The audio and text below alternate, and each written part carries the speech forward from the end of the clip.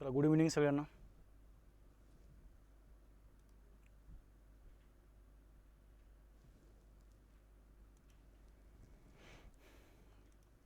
Good evening.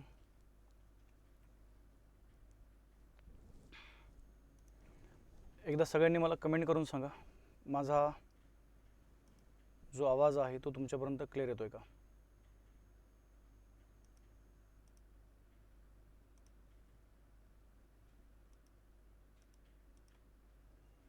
Comments येऊ द्या सगळ्यांच्या. आवाज क्लिअर येतोय, जेणेकरून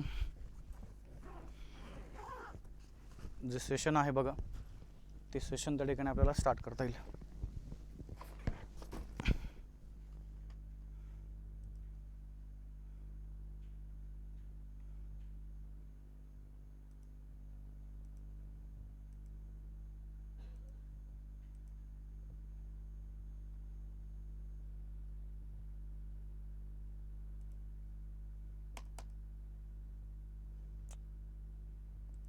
एक सेकंड थांबा थांबा थांबा, एक सेकंड. हो मान्य, अजून स्क्रीन चालूच नाही झाली. 2 मिनिट थांबा.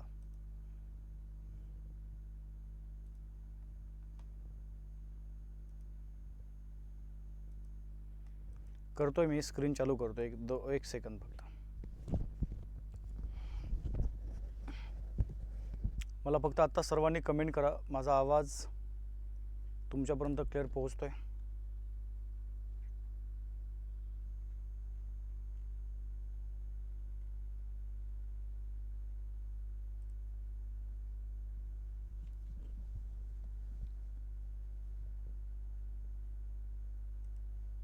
ठीक आहे. नमस्कार नमस्कार. चला लवकर जॉईन करा सगळेजण.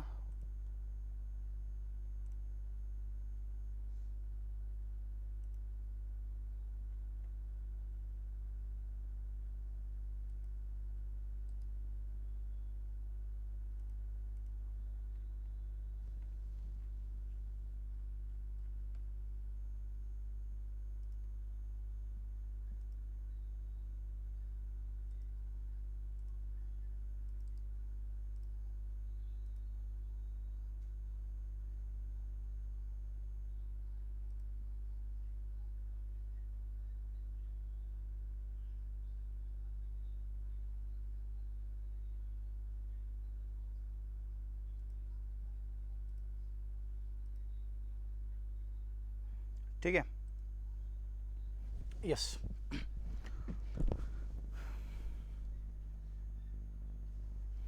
चला.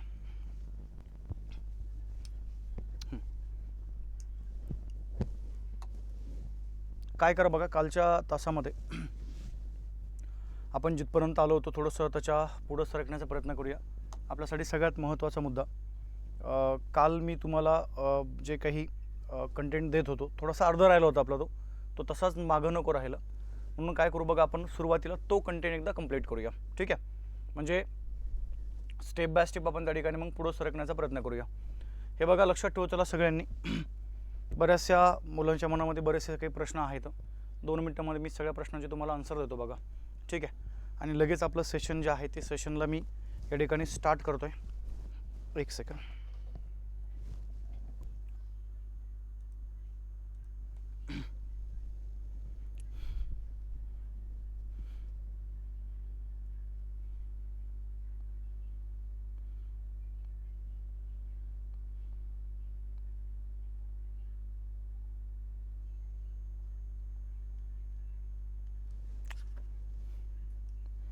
थोडंसं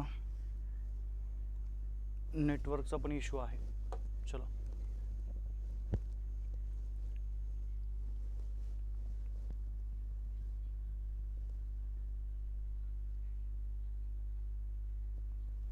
ठीक आहे. हां.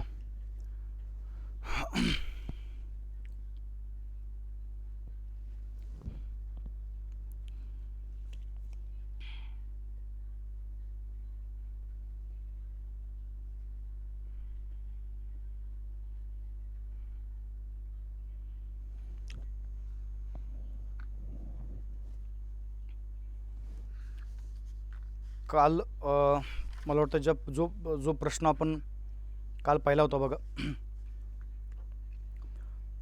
काल आपण असं इथपर्यंत आलो होतो, छत्रपती शिवाजी महाराजांनी मुख्यतः सुरतेवरती आक्रमण का केलं त्याबद्दल मी तुम्हाला काल बोलत होतो, ठीक आहे.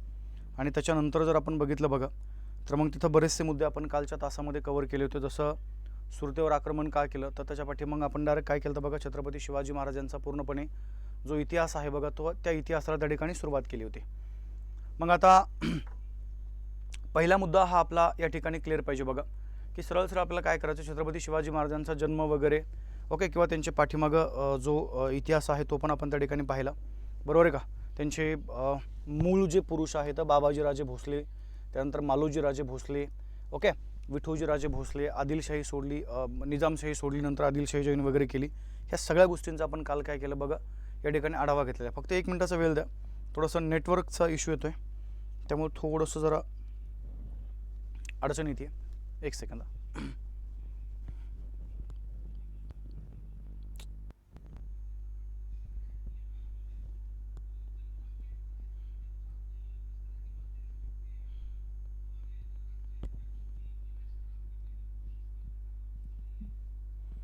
गुड इव्हिनिंग सगळ्यांना.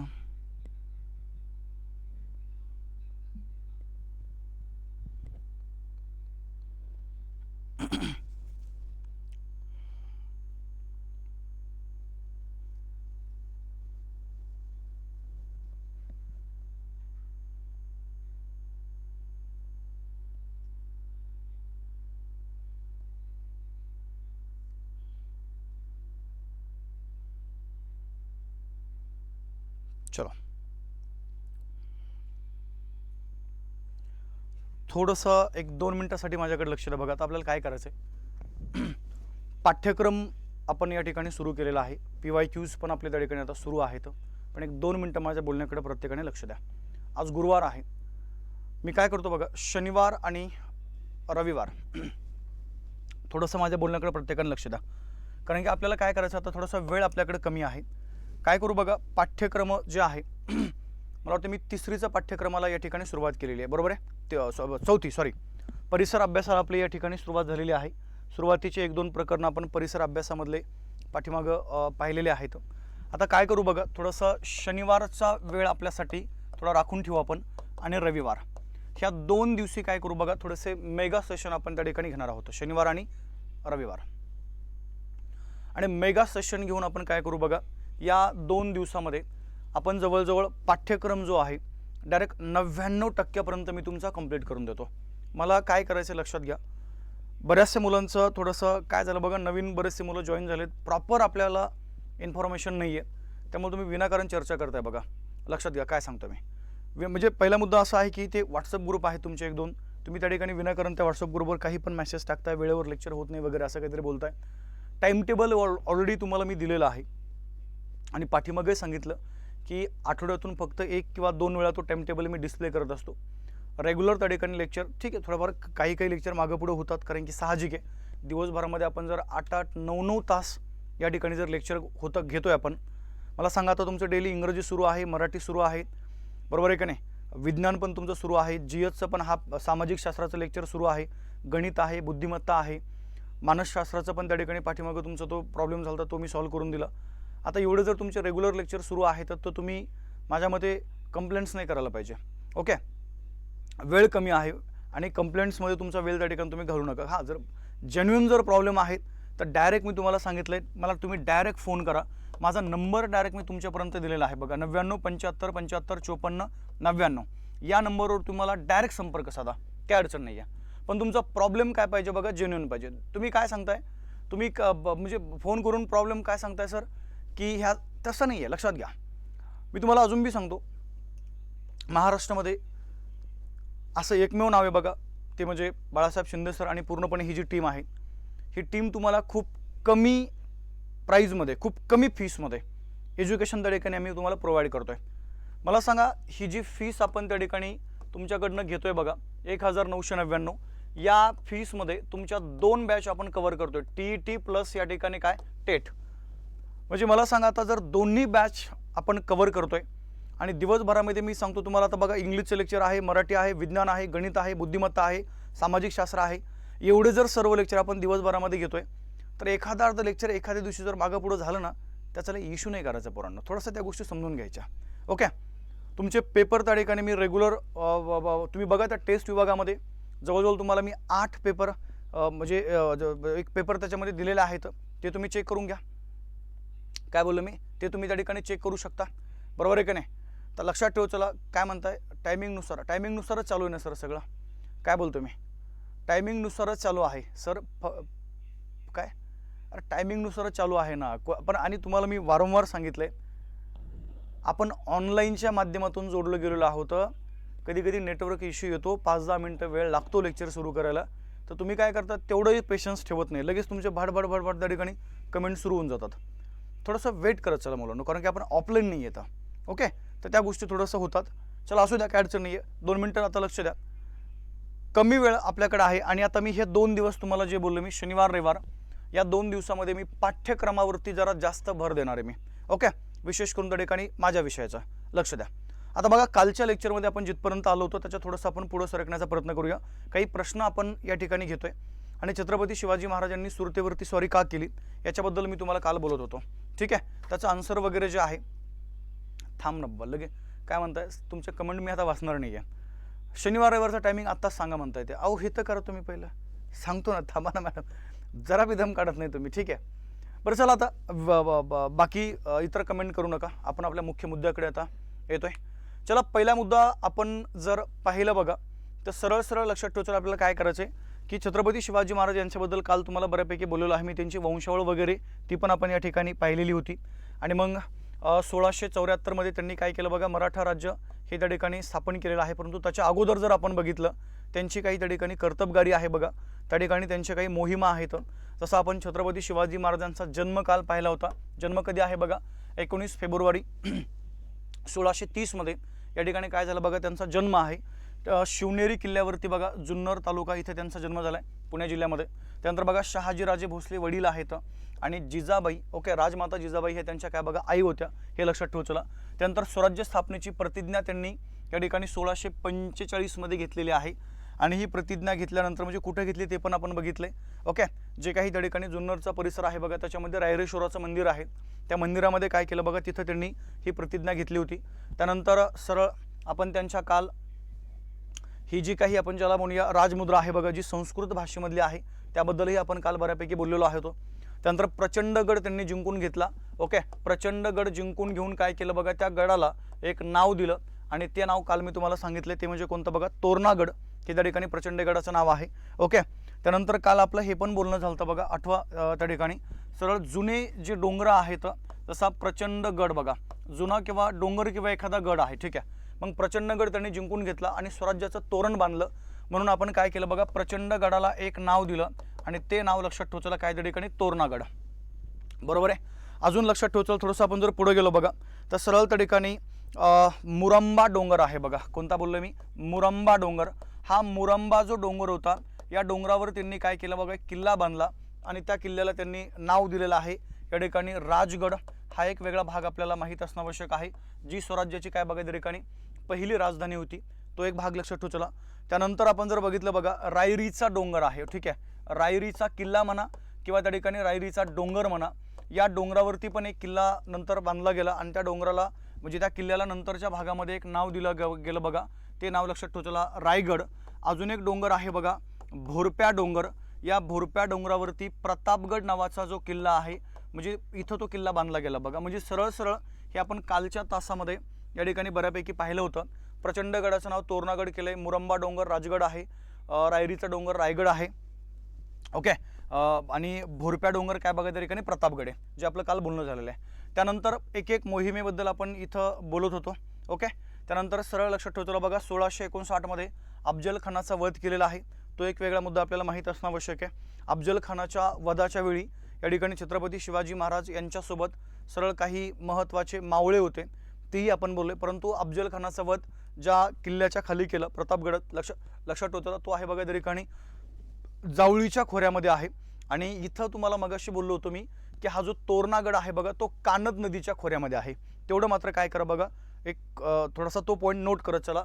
तोरणागड आहे कानद नदीच्या खोऱ्यामध्ये. आणि जर तुम्ही ह्या अफजल खानाच्या वधाच्या वेळी जर आपण बघितलं बघा, तर लक्षात ठेवतो हा जो काही जावळीचा खोरा आहे बघा किंवा तो जो प्रदेश आहे त्या प्रदेशामध्ये जो प्रतापगड आहे बघा, त्या प्रतापगडाच्या पायथ्याशी काय केलं त्या ठिकाणी अफजल खानाचा वध केलेला आहे 10 नोव्हेंबर 1659 या दिवशी। ठीक आहे। त्याच्यानंतर जर आपण बघितलं बघा की छत्रपती शिवाजी महाराजांनी ज्यावेळेस अफजल खानाचा वध केला त्यावेळेस त्यांच्यासोबत पंताजी गोपीनाथ वकील आणि जीवा महाल हे दोन त्यांचे महत्त्वाचे जे सरदार आहेत बघा हे त्यांच्यासोबत होते। त्यानंतर पुढचा भाग आपण बघितलं बघा, सिद्धी जोहरचा पन्हाळगडाला वेढा 1660 मध्ये। कधी कधी काय होऊ शकतं माहिती आहे का, अजून एक भाग लक्षात ठेवा, छत्रपती शिवाजी महाराजांच्या आयुष्यातल्या प्रमुख घटना, काय बोललो मी, छत्रपती शिवाजी महाराज यांच्या आयुष्यातल्या प्रमुख घटना लक्ष द्या। पहिली घटना आहे बघा स्वराज्य स्थापनेची प्रतिज्ञा। काय बोलते माझ्या बोलण्याकडे लक्ष द्या, स्वराज्य स्थापनेची काय बघा या ठिकाणी प्रतिज्ञा, स्वराज्य स्थापनेची प्रतिज्ञा नेमकी कधी घेतली तो एक पॉईंट आपल्याला माहित पाहिजे। ही घेतलेली आहे कधी बघा 1645 मध्ये, म्हणजे जोड्या लावा, तुम्हाला कधी कधी प्रश्न येऊ शकतो बघा। मग पहिली जोडी आहे स्वराज्य स्थापनेची प्रतिज्ञा 1645 मध्ये। त्यानंतर सेकंड जर आपण बघितलं बघा तर अफजल खानाचा वध ही एक महत्त्वाची घटना त्यांच्या आयुष्यामधली सगळ्यात महत्त्वाची बघा। अफजल खानाचा वध त्या ठिकाणी कधी केलाय 1659 मध्ये। काय बोललो बघा 1659 मध्ये। त्यानंतर सिद्धी जोहरचा पन्हाळगडाला वेढा, म्हणजे इथं आता सिद्धी जोहरचा पन्हाळगडाला वेढा जो आहे तिथं एक महत्त्वाची व्यक्ती आहे, सरदार आहेत ते, आणि त्यांचं नाव लक्षात ठेवायला काय बघा त्या ठिकाणी शिवा काशीद, की ज्यांनी छत्रपती शिवाजी महाराजांसारखी हुबेहूब त्या ठिकाणी वेशभूषा किंवा त्यांची जी आहे बघा ती त्या ठिकाणी केली होती। आणि त्याच्यानंतर जर आपण बघितलं तर पुढचा भाग आहे बघा त्या ठिकाणी काय सरळ सरळ बाजी प्रभू देशपांडे, म्हणजे या मोहिमेमध्ये ही जी घटना आहे बघा या ठिकाणी सिद्धी जोहरचा पन्हाळगडाला वेढा ही 1760 मधली आहे, 1660 मधली सॉरी। मग इथं आपण अजून एक घटना लिहू शकतो बघा त्या ठिकाणी पावनखिंड जी आहे ही पावनखिंड, ओके, ज्याला आपण त्या ठिकाणी घोडखिंड म्हणतो, या घोडखिंडीमध्ये या ठिकाणी बाजी प्रभू देशपांडे यांचे जे त्यांना जे वीरमरण आले ते आलं बघा त्या ठिकाणी कधी 1660 मध्ये। म्हणजे हा पण एक वेगळा भाग आपल्याला, म्हणजे वर्ष जे आहेत सरळ सरळ आणि त्या घटना हे काय करा बघा या ठिकाणी लक्षात ठेवण्याचा प्रयत्न करत चला। त्यानंतर कालच्या सेशनमध्ये आपण शाहिस्ते खानाला धडा हे पण पाहिलं होतं 1600 त्या ठिकाणी कधी बघा 63 मध्ये, ओके। त्यानंतर फिरंगोजी नरसळा यांच्याबद्दलही आपण त्या ठिकाणी काल बोललेलो आहोत। त्यानंतर जर आपण बघितलं बघा सुरतेची लूट इथपर्यंत आपण आलो होतो बघा। 1664 मध्ये काय केलंय छत्रपती शिवाजी महाराजांनी की सुरत हे जे शहर आहे बघा जे त्या ठिकाणी त्या कालखंडामध्ये मुघलांचं एक महत्त्वाचं आर्थिकदृष्ट्या एक मोठं व्यापारी केंद्र आहे आणि ह्या व्यापारी केंद्राची लूट करण्याचा किंवा त्या सुरतेवरती आक्रमण करण्याचा प्लॅन केला बघा। आणि ती त्या ठिकाणी सरळ सरळ लक्षात ठेवा 1664 मध्ये काय केले इथं त्या सुरतेवरती स्वारी जी आहे बघा ती त्या ठिकाणी छत्रपती शिवाजी महाराजांनी केलेली आहे, तो एक भाग लक्षात ठेवण्याचा प्रयत्न करत चला। ठीक आहे, दोनदा सुरतवरती स्वारी केलेली आहे, पहिली 1664 मध्ये आणि नंतर लक्षात ठेवायला काय बघा त्या ठिकाणी 1670 मध्ये। त्यानंतर जर आपण बघितलं बघा पुढचा भाग आहे पुरंदरचा तह। काय बोललो मी, पुरंदर। आता एक एक त्या ठिकाणी मुघलांच्या ताब्यात असणारे किल्ले छत्रपती शिवाजी महाराजांनी जिंकून घेतले आणि सगळ्यात महत्त्वाची गोष्ट अफजल खानाचा वध, शाहिस्ते खानाला धडा शिकवलेला आहे। आणि त्यानंतर सुरत वगैरे लुटल्यानंतर काय केलं बघा मुघल बादशाह औरंगजेब भयंकर चिडला आणि त्यांनी काय केलं बघा या ठिकाणी चारही बाजूनी या ठिकाणी छत्रपती शिवाजी महाराजांना इथं अडचणीत आणण्याचा प्रयत्न केला। आणि त्यासाठी काय केलं बघा सगळ्यात महत्त्वाची गोष्ट दिलेर खान आणि मिर्झा राजे जयसिंग यांनी काय केलं बघा सरळ या दोघांनी इथं छत्रपती शिवाजी महाराजांना अडचणीत आणण्याचा काय केलं बघा त्या ठिकाणी पूर्णपणे प्रयत्न जो आहे तो प्रयत्न त्या ठिकाणी केलेला आपल्याला पाहायला मिळतो। ठीक आहे, परंतु इथं काय झालं माहिती आहे का, आपण जर बघितलं तर दिलेर खानने काय केलं होतं, हा जो पुरंदरचा किल्ला आहे त्या पुरंदरच्या किल्ल्याला त्या ठिकाणी पूर्णपणे वेढा घातला होता।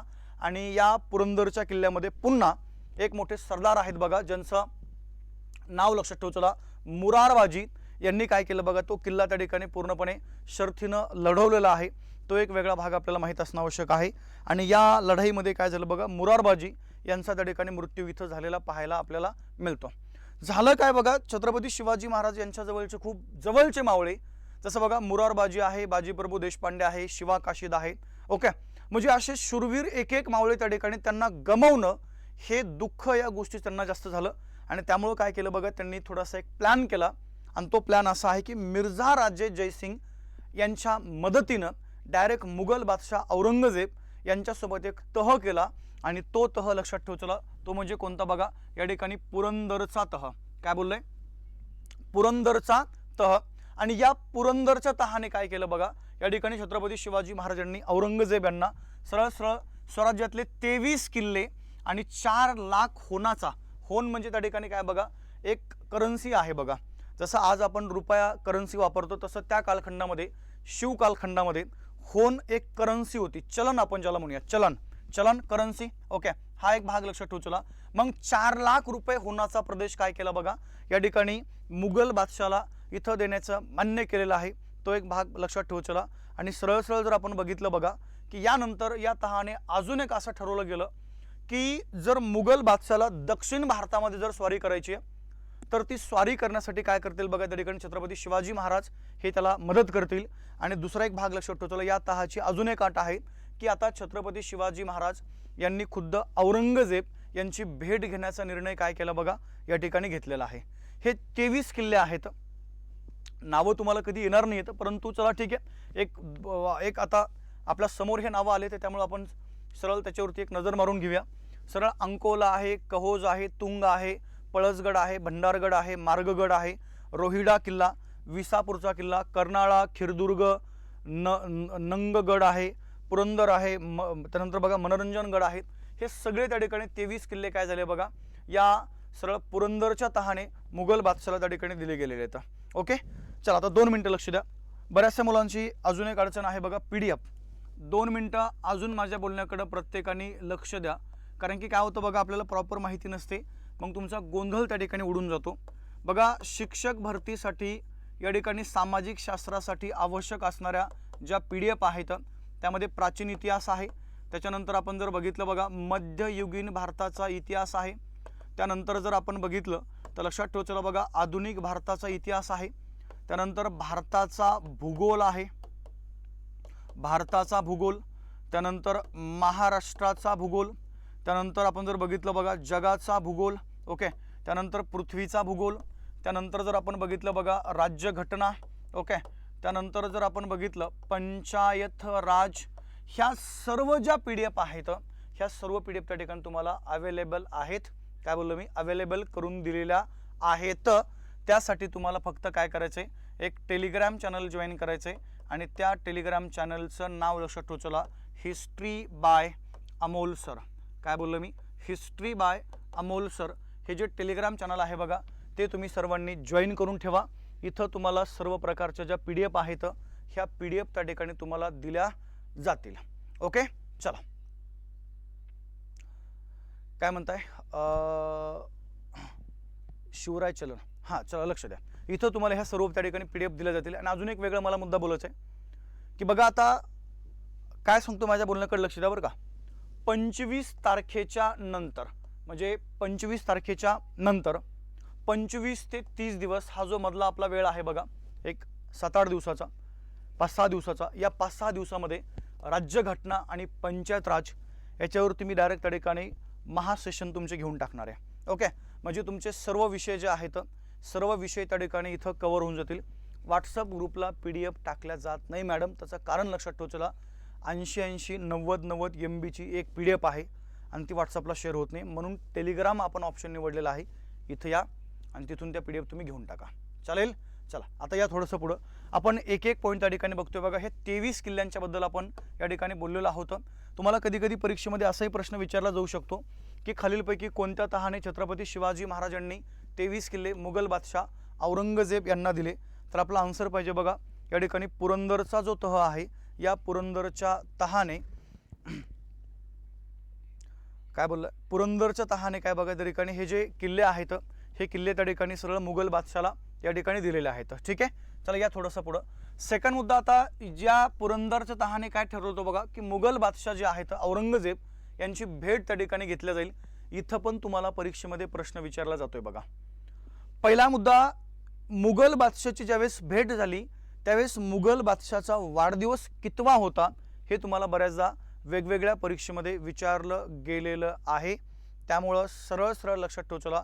आपण जर बघितलं तर या ठिकाणी काय झालं बघा, मुघल बादशाह औरंगजेब यांचा 50वा वाढदिवस या 1600 काय बघा त्या ठिकाणी 66 मध्ये होता.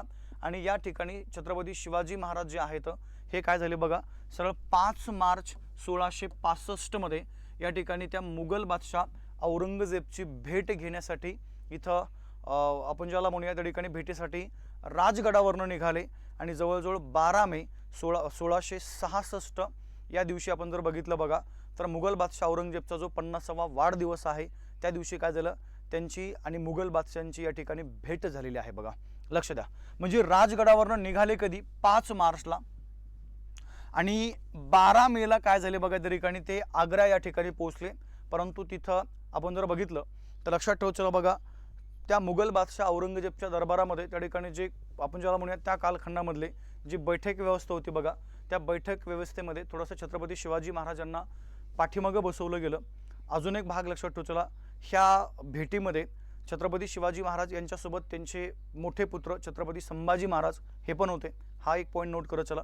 आणि या भेटीमध्ये काय केलं बघा त्या ठिकाणी औरंगजेबने मुद्दामून आपण असं म्हणू शकतो की त्यांना पाठीमागं बसून काय केलं बघा, थोडासा त्यांचा अपमान करण्याचा प्रयत्न केला आणि त्यामुळं छत्रपती शिवाजी महाराजांना इथं औरंगजेबचा राग आला आणि त्यांनी काय केलं बघा, ते दरबार सोडून त्या ठिकाणी सरळ या ठिकाणी निघून गेले. हा एक पॉईंट आपल्याला माहीत असणं आवश्यक आहे. परंतु जसे ते दरबार सोडून निघून गेले तसे काय केलं बघा, औरंगजेबने लगेच त्यांना कैद केलं आणि कैद करून एका खोलीमध्ये त्यांना तिथं ठेवलं बघा.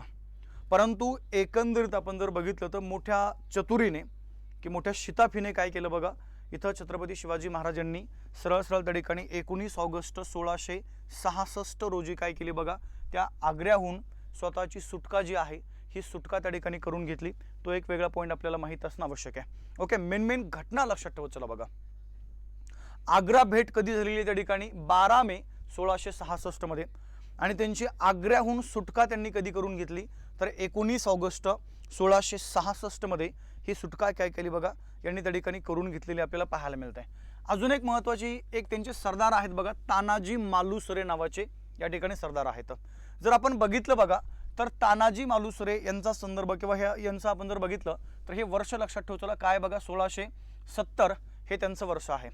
आता जर आपण अगदी लहानपणापासून म्हणजे छत्रपती शिवाजी महाराजांचं बालपण वगैरे तिथून जर आपण अभ्यास केला तर तेव्हापासून त्या ठिकाणी हे जे तानाजी मालुसरे आहेत हे तानाजी मालुसरे त्या ठिकाणी छत्रपती शिवाजी महाराज यांच्यासोबत आपल्याला या ठिकाणी होते. आता एक काय झालं बघा, थोडंसं मागच्या कालखंडामध्ये एक किल्ला आहे स्वराज्यामधला, ज्या किल्ल्याचं नाव लक्षात ठेवचला कोंढाणा किल्ला. काय बोललो बघा मी, कोंढाणा किल्ला. हा कोंढाणा किल्ला त्या ठिकाणी त्या मुघल बादशाहकडे होता आणि एकंदरीत आपण जर बघितलं बघा तर या ठिकाणी छत्रपती शिवाजी महाराज आहेत किंवा राजमाता जिजाबाई आहेत यांची अशी एक अपेक्षा होती की हा किल्ला आणि मोक्याचा किल्ला आहे तो, की तो किल्ला या ठिकाणी आपल्या स्वराज्यामध्ये असणं आवश्यक आहे बघा. आणि मग लक्षात ठेव चला, इथं जर आपण बघितलं तर या कोंढाणा किल्ला या किल्ल्याला स्वराज्यामध्ये दाखल करून घेण्याची जिम्मेदारी उचलली बघा त्या ठिकाणी तानाजी मालुसरे यांनी. लक्ष द्या आता.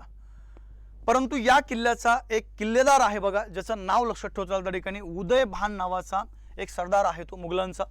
आणि एकंदरीत आपण जर बघितलं बघा सरळ त्या ठिकाणी इथं 1670 मध्ये इथं तानाजी मालुसरे आणि त्यांचे एक बंधू आहेत बघा सूर्याजी मालुसरे यांनी काय केलं बघा, हा किल्ला त्या ठिकाणी जिंकून घेण्याचा प्रयत्न केला. इवन तो किल्ला पुढच्या भागामध्ये जिंकलाही, परंतु एकंदरीत आपण जर बघितलं तर लक्षात ठेवलं बघा तानाजी मालुसरे यांचे भाऊ ज्यांचं नाव लक्षात ठेवलं सूर्याजी मालुसरे यांनी काय केलं बघा, या ठिकाणी कल्याण दरवाजा सर केला, म्हणजे तो त्या ठिकाणी काबीज केला. कधी कधी काय होतं माहिती आहे का, आपल्याला परीक्षेमध्ये प्रश्न असा येत आहे की कल्याण दरवाजा हा कोणत्या किल्ल्याचा आहे किंवा कोणत्या किल्ल्याला किंवा त्या कोणत्या किल्ल्यातील दरवाजाला कल्याण हे दरवाजा म्हणायचं आहे. तर आपलं उत्तर पाहिजे बघा त्या ठिकाणी कोंढाणा किल्ला. सिंहगड हे थोडं पुढे आपण बोलूया, आत्ता फक्त मी तुम्हाला कोंढाणा किल्ल्याबद्दल बोलतोय.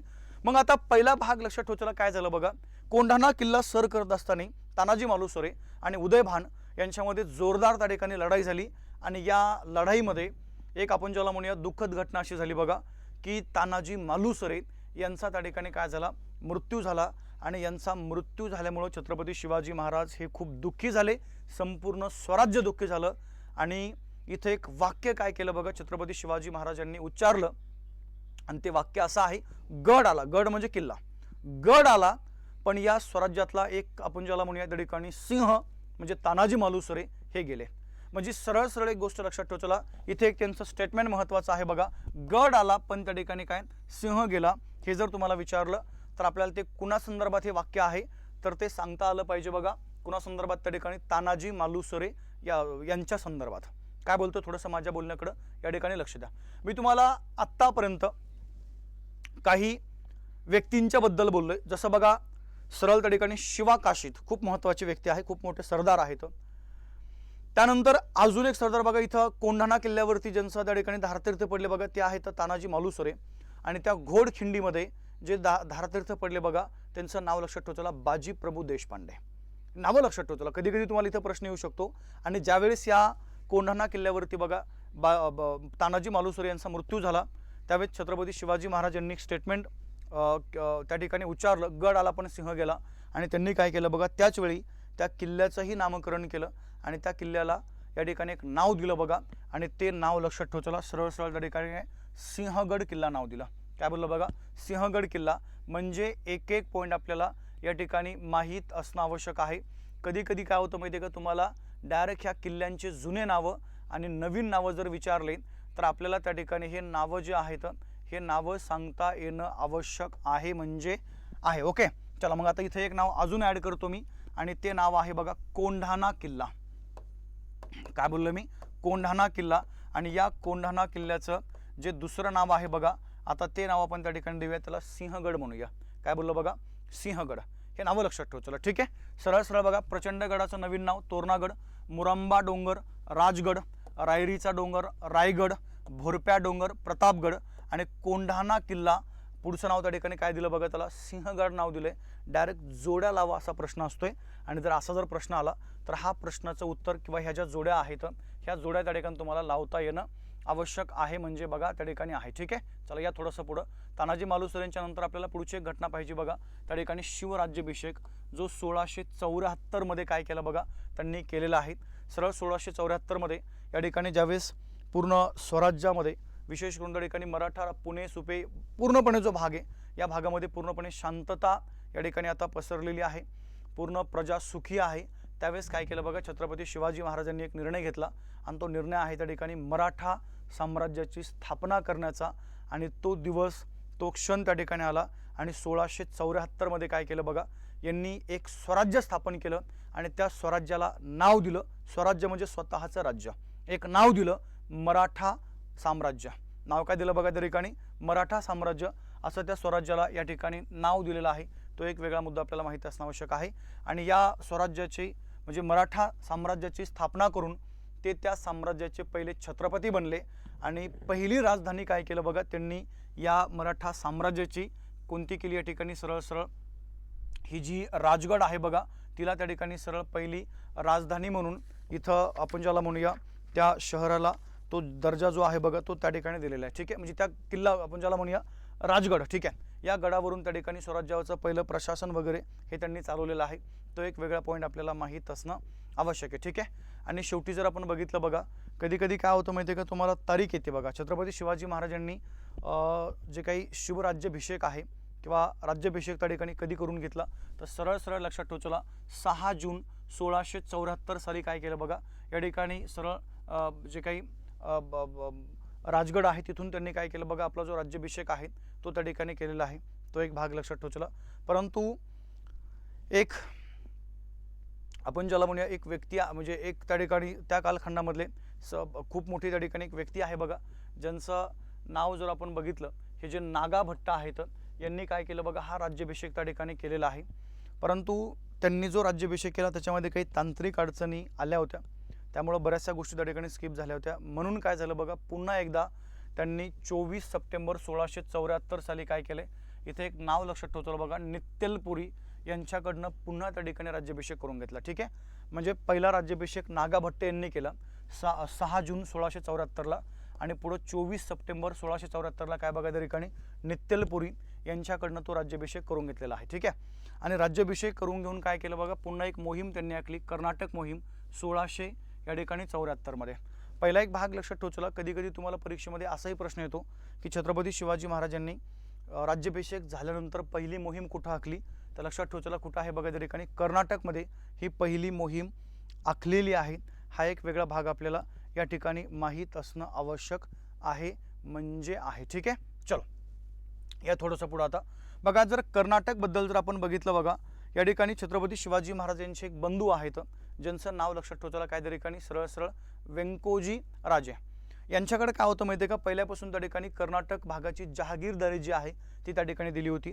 आणि एकंदरीत आपण जर बघितलं तर बघा इथं शिवरायांनी गोवळकोंड्यांचा जे गोवळकोंड्यामध्ये जे काही कुतुबशाहीची जी भेट आहे बघा, ती भेट पण त्या ठिकाणी घेतली होती. म्हणजे त्या तिथं गेल्यानंतर भेट घेऊन त्यांच्यासोबत त्या ठिकाणी काय केलं बघा, मैत्री जी आहे ही मैत्री त्या ठिकाणी केलेली आहे.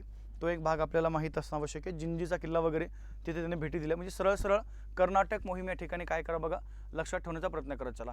आणि शेवटी आपण जर बघितलं तर सरळ त्या ठिकाणी काय झालं बघा, 1680 मध्ये एक दुःखद घटना या ठिकाणी घडलेली आहे.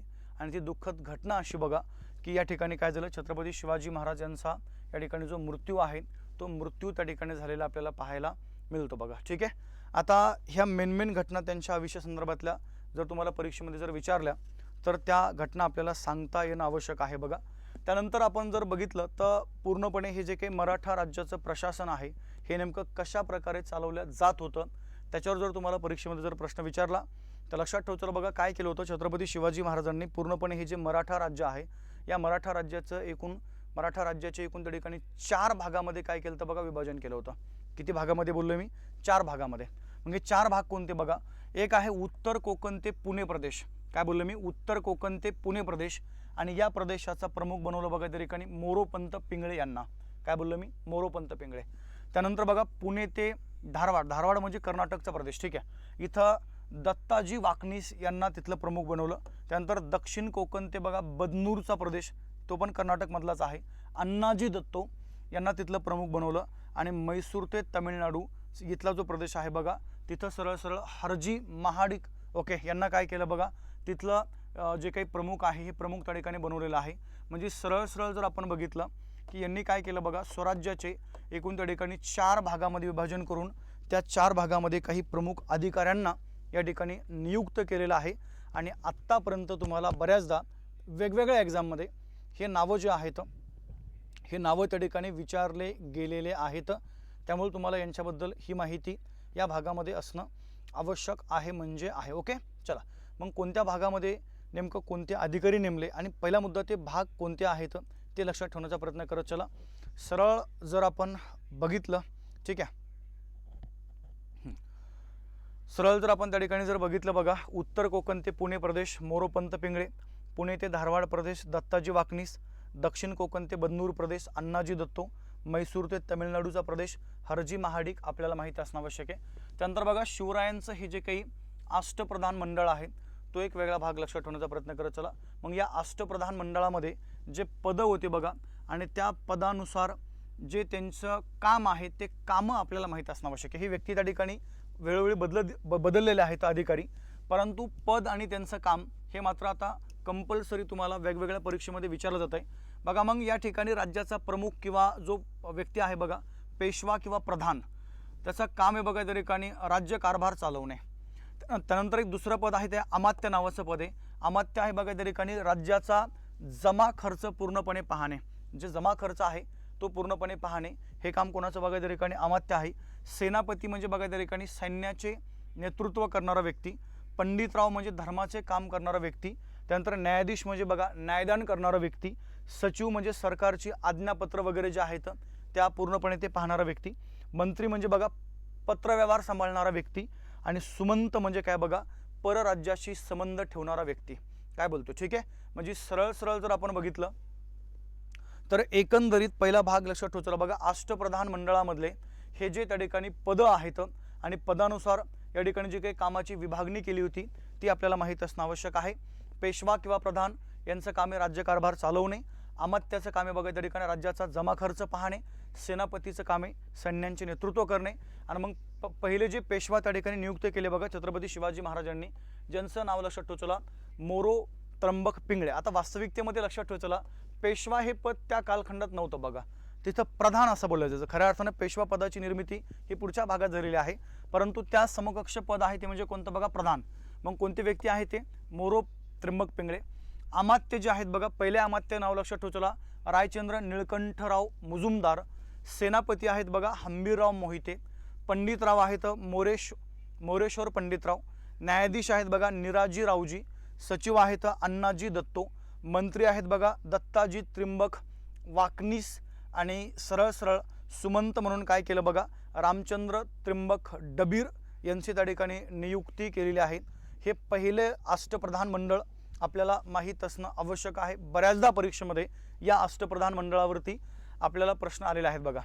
त्यानंतर काय केलं माहिती आहे का त्यांनी पूर्णपणे जे मुलकी प्रशासन आहे बघा, मुलकी प्रशासन म्हणजे महसुलासंदर्भातलं जे काम आहे त्याच्यामध्ये काय केलं बघा त्यांनी सरळ सरळ मुलकी राज्यकारभाराचे 18 कारखाने आणि 12 महाल जे आहेत याच्यामध्ये विभाजन करून टाकलं। ओके, मग या 18 कारखाने म्हणजे काय बघा, या ठिकाणी सरळ किंवा कारखाने म्हणा किंवा त्याला तुम्ही खान असं पण बोलू शकता, खानो कारखानो हे त्याचं नाव आहे खऱ्या अर्थाने कारखानो।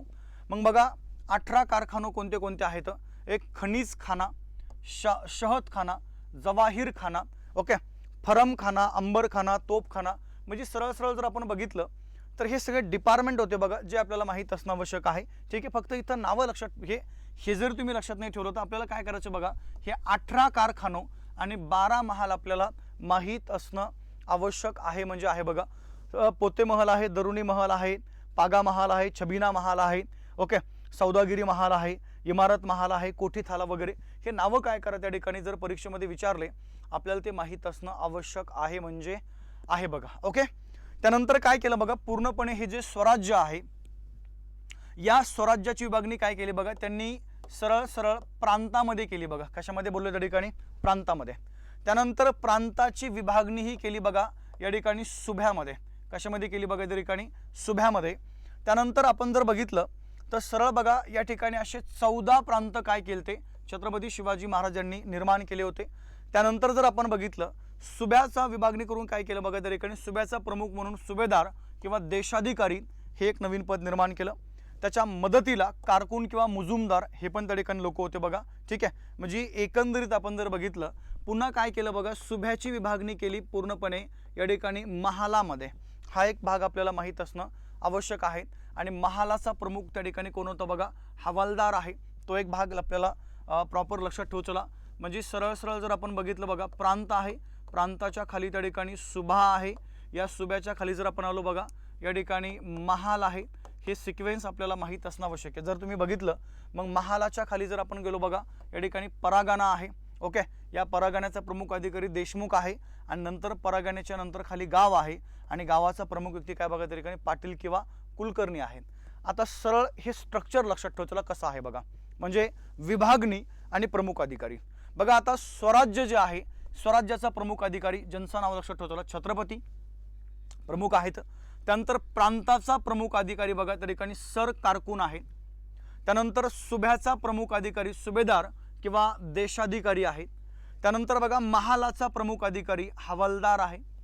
परागण्याचा प्रमुख अधिकारी बघा देशमुख आहे आणि गावाचा प्रमुख अधिकारी आपण जर बघितलं बघा पाटील किंवा कुलकर्णी हे त्या गावाचे प्रमुख अधिकारी होते। म्हणजे एकंदरीत आपण जर बघितलं तर या ठिकाणी सरळ छत्रपती शिवाजी महाराजांनी ही अशी जी विभागणी केली होती ती आपल्याला या ठिकाणी सांगता येणं आवश्यक आहे बघा।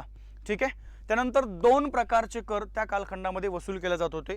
एक आहे बघा चौथ नावाचा किंवा ज्याला तुम्ही या ठिकाणी चौथाई असं म्हणू शकता, आणि सेकंड त्या ठिकाणी कोणता बघा सर देशमुख नावाचा। चौथाई म्हणजे उत्पन्नाचा 1/4 भाग आणि सर देशमुखी म्हणजे उत्पन्नाचा काय बघा त्या ठिकाणी 1/10 भाग। चौथाई आणि सर देशमुखी लक्षात घ्या, आजही लक्षात ठेवू चला। मग आता हे सरदेशमुखी हा एक कर आहे बघा। सरदेशमुखी उत्पन्नाचा 1/10 भाग म्हणजे काय सरदेशमुखी आणि उत्पन्नाचा 1/4 भाग म्हणजे चौथाई। आणि मग लक्षात ठेवू चला आजही तुम्हाला आपल्या महाराष्ट्रामध्ये काही देशमुख सरनेम असणारे काही नागरिक पाहायला मिळतात बघा। याचा अर्थ लक्षात ठेवू चला त्या कालखंडापासून सरदेशमुखी कर वसूल करणारा अधिकारी म्हणजेच काय बघा या ठिकाणी सरळ आपण त्याला देशमुख असं बोलायचो। हा एक त्याचा एक अर्थ वेगळा आपल्याला या ठिकाणी माहीत असणं आवश्यक आहे बघा। त्यानंतर सरळ सरळ सैन्य व्यवस्था ही थोडीशी वेगळी होती। आपण जर बघितलं बघा या ठिकाणी सैन्य व्यवस्थेचे काही त्या ठिकाणी अंग होते। पायदळ आहे, त्यानंतर आपण जर बघितलं सरळ घोडदळ आहे आणि आरमार आपण ज्याला म्हणूया, असं 3 भागामध्ये या ठिकाणी सैन्य व्यवस्था विभागली गेली होती। पायदळ, घोडदळ आणि काय त्या ठिकाणी आरमार। त्यानंतर जर आपण बघितलं बघा घोडदळामध्ये पुन्हा त्या ठिकाणी 2 प्रकार होते, एक बारगीर नावाचा आणि सेकंड त्या ठिकाणी काय बघा शिलेदार। पाठीमागचा क्वेश्चन पेपर चेक करा, इथे तुम्हाला प्रश्न आलाय बारगीर कशाला म्हणायचं आणि शिलेदार कशाला म्हणायचं बघा. बारगीर म्हणजे ज्या सैनिकाला या ठिकाणी स्वराज्यामार्फत म्हणजे सरकारमार्फत घोडा आणि शस्त्र दिल्या जाते त्याला बोलायचं बघा त्या ठिकाणी बारगीर. आणि शिलेदार म्हणजे लक्षात ठेवतो त्यांच्याकडे स्वतःची शस्त्र व स्वतःचे घोडे असायचे त्यांना आपण बोलायचो शिलेदार. ओके. बारगीर म्हणजे सरकारी घोडा आणि सरकारी शस्त्र ज्यांना दिले जातात त्यांना आपण बारगीर म्हणतो. आणि शिलेदार म्हणजे बघा ज्यांच्याकडे स्वतःचे घोडे आणि स्वतःचे शस्त्र आहेत त्यांना आपण त्या ठिकाणी काय म्हणतो बघा सरळ शिलेदार म्हणतो. तर अशा त्या ठिकाणी सैन्याचे प्रकार आपल्याला या ठिकाणी पाहायला मिळतील बघा. तो एक भाग आपल्याला या ठिकाणी माहीत असणं आवश्यक आहे. तर अशा प्रकारे मेन ज्या तुमच्या घटना आहेत छत्रपती शिवाजी महाराज यांच्या संदर्भातल्या या ठिकाणी तुम्हाला मॅक्झिमम प्रश्न विचारले गेले ते लक्षात ठेवण्याचा प्रयत्न करत चला आता थोडंसं आपल्याकडे 5-10 मिनिटं आहेत. पुढचं पण आपण फर्स्ट ट्रॅकमध्ये याच्यावरती एक नजर मारून घेऊया. ठीक आहे. आलंच तर आपण नजर मारून घेऊया. संत ज्ञानेश्वर, संत तुकाराम महाराज आणि संत एकनाथ महाराज यांच्यावरती तुम्हाला बऱ्यापैकी आयोगाने म्हणजे वेगवेगळ्या एक्झाममध्ये प्रश्न जे आहेत ते विचारले जातात बघा. जर आपण भक्तिपंथाबद्दल जर बोललो इथं या भक्तिपंथ जो आहे याच्यामध्ये एक महत्त्वाची व्यक्ती आहे बघा ज्यांचं नाव लक्षात ठेवा चला रामानुज, ज्यांचा जन्म आहे उत्तर प्रदेशमधील हे जे प्रभाग आहे बघा तिथे त्या ठिकाणी त्यांचा म्हणजे जन्म आहे. ओके. नाही एक सेकंड सॉरी आपण जर बघितलं बघा सरळ त्यांचा जो जन्म आहे तो जन्म तामिळनाडूमधली आपण जर पाहिलं तर श्री पेरुंबंदर या ठिकाणी काय झालं बघा त्यांचा जो जन्म आहे तो जन्म त्या ठिकाणी आपल्याला झालेला पाहायला मिळेल. आणि त्यानंतर जर आपण बघितलं बघा त्यांनी एक ग्रंथ लिहिला होता ज्या ग्रंथाचं नाव लक्षात ठेवला वेदांत संग्रह. त्यानंतर बघा चैतन्य महाप्रभू आहेत 1446 मध्ये बंगालमधील बघा नादिया या ठिकाणी काय झालं त्यांचा सरळ आपण ज्याला म्हणूया जन्म आहे. आणि चैतन्य महाप्रभू यांचं मूळ नाव 100% प्रत्येक विद्यार्थ्यांनी लक्षात ठेवलं आहे बघा विश्वंभर. काय बोललो मी विश्वंभर हे त्यांचं मूळ नाव आहे. कधी कधी काय होतं माहिती आहे का आपल्याला जर परीक्षेमध्ये जर प्रश्न आला तर हे 100% तुम्हाला विचारलं जाऊ शकतं की चैतन्य महाप्रभू यांचं मूळ नाव काय. तर त्यांचं मूळ नाव लक्षात ठेवायचं काय बघा त्या ठिकाणी विश्वंभर हे चैतन्य महाप्रभू यांचं मूळ नाव आहे. संत कबीर आहेत, संत तुलसीदास आहेत, यांनी बघा रामचरित्रमानस नावाचा एक ग्रंथ लिहिला संत तुलसीदासांनी. त्यानंतर महाराष्ट्रातले सगळ्यात महत्त्वाचे संत ज्यांचं नाव लक्षात ठेवलं संत ज्ञानेश्वर 1275 मध्ये त्यांचा जन्म आहे आणि 1296 मध्ये काय झालं बघा त्यांचा त्या ठिकाणी मृत्यू झाला. ठीक आहे. म्हणजे 75, 85, 95 हे 20 वर्ष आणि ते पुढचे त्या ठिकाणी किती बघा सरळ आपण ज्याला म्हणूया एक म्हणजे 20-21 वर्ष फक्त त्यांचं आयुष्य आहे. त्यानंतर बघा त्यांचे काही बंधू आहेत निवृत्तीनाथ, सोपाननाथ, मुक्ताबाई ही त्यांची बहीण आहे. ओके. त्यानंतर त्यांनी काय केलं बघा भगवद्गीतेवरती भाष्य लिहिलेलं आहे त्याला भावार्थ दीपिका किंवा ज्ञानेश्वरी हे नाव त्या ठिकाणी दिलेलं आहे. तो एक भाग आपल्याला माहीत असणं आवश्यक आहे. त्यानंतर बघा त्यांनी अमृतानुभव हा एक ग्रंथ लिहिला आणि त्यांचा जो जन्म आहे बघा तो लक्षात ठेवचला या ठिकाणी सरळ आपेगाव जे तालुका पैठण आणि जिल्हा संभाजीनगरमध्ये आहे बघा आपेगाव म्हणून या ठिकाणी काय झालं त्यांचा जन्म आहे. आणि त्यांची समाधी आता त्यांची समाधी त्यांनी काय केली बघा त्या ठिकाणी पुणे शहरामध्ये किंवा पुणे जिल्ह्यामध्ये या ठिकाणी जी आळंदी आहे आळंदी या ठिकाणी काय केलं बघा त्यांनी जी समाधी आहे ही समाधी या ठिकाणी त्यांनी घेतलेली आहे. ठीक आहे. तो एक भाग आपल्याला माहीत असणं आवश्यक आहे. त्यानंतर बघा एक पसायदानासारखं एक आपण ज्याला म्हणूया एक महत्त्वाचं जे साहित्य आहे हे त्यांनी त्या ठिकाणी रचलेलं आहे. संत नामदेव 1270 ते 1350 आता लक्ष द्या म्हणजे 1275 जन्म आहे बघा संत ज्ञानेश्वराचा आणि 1200 या ठिकाणी 70 जन्म कोणाचा आहे बघा संत नामदेवांचा. मग तुम्हाला कधी कधी प्रश्न काय येतो माहिती आहे का लक्षात येतं का तुम्हाला प्रश्न असा आहे काही नावं लिहितो मी बघा संत नामदेव त्यानंतर संत ज्ञानेश्वर संत सोपाननाथ किंवा सोपानदेव आणि संत निवृत्तीनाथ. ठीक आहे.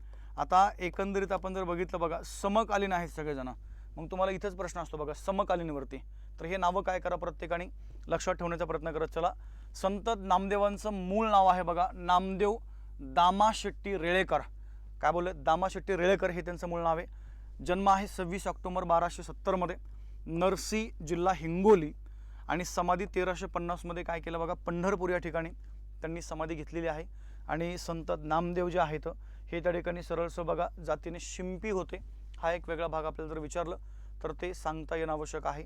त्यांनी काही घोषणा दिल्यात, जसं बघा रामकृष्ण हरी ही त्यांची महत्त्वाची घोषणा आहे आणि विठ्ठल विठ्ठल हा जो जयघोष आहे बघा तो पण त्यांनी त्या ठिकाणी दिलेला आहे. त्यानंतर बघा शीख धर्मामधला हा जो धर्मग्रंथ आहे गुरु ग्रंथ साहिबा, त्यामध्ये पण त्या ठिकाणी तुम्हाला संत नामदेवांच्या अभंग रचना या ठिकाणी पाहायला मिळते. आणि संत नामदेव यांनी काय केलं बघा, या ठिकाणी संत परंपरेमध्ये आरती आणि भूपाळी यांची रचना जी आहे बघा, यांची रचना त्या ठिकाणी इथं केलेली आहे. ठीक आहे, 2 मिनटं माझ्या बोलण्याकडं लक्ष द्या. आरती आणि भूपाळी म्हणलं तर संत नामदेव म्हणा. त्यानंतर बघा संत साहित्यामध्ये भारुड जर म्हणलं तर संत एकनाथ म्हणा. काय बोललो मी, जर भारुड हा प्रकार जर कोणी प्रचलित केलाय तर बघा संत एकनाथांनी हा भारुड हा प्रकार काय केला बघा, या ठिकाणी प्रचलित केलेला आहे. आणि आरती आणि भूपाळी, विशेष करून भूपाळी म्हणा, भूपाळी हा प्रकार जर कोणी प्रचलित केलाय तर संत नामदेवांनी काय केलं बघा, भूपाळी हा तो प्रकार त्या ठिकाणी सरळ सरळ प्रचलित केलेला आहे. संत एकनाथ 1533 ते 1599. ओके, म्हणजे संत नामदेव, ज्ञानेश्वर, निवृत्तीनाथ, सोपान देव, ओके, यांच्या नंतर या ठिकाणी संत एकनाथ आहेत. त्यांचा जन्म जर आपण बघितलं, त्यांचं पूर्ण नाव एकनाथ सूर्यनारायणराव कुलकर्णी, मूळचे पैठणचे आहेत. ओके, आणि त्यांनी काय केलं बघा, जी ज्ञानेश्वरी आहे त्यांचं संस्करण केलं. आणि सरळ सरळ जर आपण बघितलं त्यांनी काय केलं बघा, एकनाथी भागवत हा एक ग्रंथ जो आहे तो ग्रंथ त्या ठिकाणी लिहिला. आणि त्यांनी भारुड, अभंग, पद यांची रचना केलेली आहे. परंतु त्यांचे भारुड खूप प्रचलित आहेत बघा, प्रसिद्ध आहेत. जसं जर आपण बघितलं संत नामदेवांच्या जशा भूपाळ्या प्रसिद्ध आहेत तसं संत एकनाथांचे काय बघा, या ठिकाणी भारुड प्रसिद्ध असलेले आपल्याला या भागामध्ये पाहायला मिळतील. ओके, तर अशा प्रकारे मिडावल हिस्ट्री पण आपण फर्स्ट ट्रॅकमध्ये काय केलं बघा, तो तुमच्या त्या PYQच्या माध्यमातून कव्हर केलेला आहे बघा. ठीक आहे, चालेल. तर आता भेटूया आपण आपल्या उद्याच्या तासामध्ये. अजून लक्षात ठेव, चला हे काय बोललो मी, हे तुमचं लेक्चर बरेचसे मुलं लेट जॉईन झालेत. हा प्रश्न आहे बघा तुमचा कोणता, 7व्या क्रमांकाचा प्रश्न आहे. छत्रपती शिवाजी महाराजांनी सुरतेवरती स्वारी का केली. म्हणजे PYQचा हा एक भाग होता आणि PYQच्या माध्यमातून आपण काय केलं बघा, फर्स्ट ट्रॅक रिव्हिजन तुमच्या त्या मिडावलवरती आपण केलेली आहे. ठीक आहे, चला तर आपण भेटूया उद्या आपण पुन्हा पुढचे प्रश्न त्या ठिकाणी कंटिन्यू करूया. आणि शनिवार रविवार मात्र प्रत्येकाने थोडंसं माइंडमध्ये ठेवा, टायमिंग वगैरे मी तुम्हाला सगळं कळवतो. आणि शनिवार रविवारी मग आपण काय करू बघा, पाठ्यक्रमावरती जरा फर्स्ट ट्रॅकमध्ये आपला त्या ठिकाणी हे करू, काय करू त्या ठिकाणी रिव्हिजन घेऊया. अजून एक सांगतो, 2 मिनटं लक्ष द्या, काळजी करू नका. मान्य आहे तुमचा पेपर जवळ येतोय, मॅक्झिमम महिला वर्ग आहे, हे पण मला मान्य आहे की आता तुम्हाला पण माहिती आहे पुढं दिवाळी आहे, मग सर्व गोष्टी वेळ वगैरे चालल्या जाईल. मित्रांनो एकच सांगतो, काळजी करू नका, टेन्शन घेऊ नका आणि अभ्यास फक्त रेग्युलर ठेवा. विनाकारण 24 घंटे काहीतरी आपलं जे लोक यूट्यूबवर पडून आहेत, बरोबर आहे की नाही, ते यूट्यूबचं ते लेक्चर करून किंवा हे करून ते करून त्या ठिकाणी कंपॅरिझन करू नका. कारण की स्पर्धा परीक्षेमध्ये बाळासाहेब शिंदे सर हे नाव वेगळं सांगण्याची गरज नाही आहे. तुम्ही जो विश्वास ठेवलेला आहे त्या विश्वासास त्या ठिकाणी पूर्ण टीम पात्र आहे, त्याची काळजी करू नका. ओके, याची प्रचिती तुम्हाला डायरेक्ट पेपर झाल्यानंतर येते. यार यांनी जे लेक्चर घेतले, जे घेतलंय ते डायरेक्ट पेपरमध्ये आले, हे तुम्ही नेहमी लक्षात ठेवा. चला, विनाकारण काहीतरी आपलं सोशल मीडिया तिथं यूट्यूबवरती एखादं लेक्चर हे करायचं आणि असं काही नसतं मित्रांनो. ठीक आहे, प्रॉपर आपलं सर्व सेशन चालू आहेत.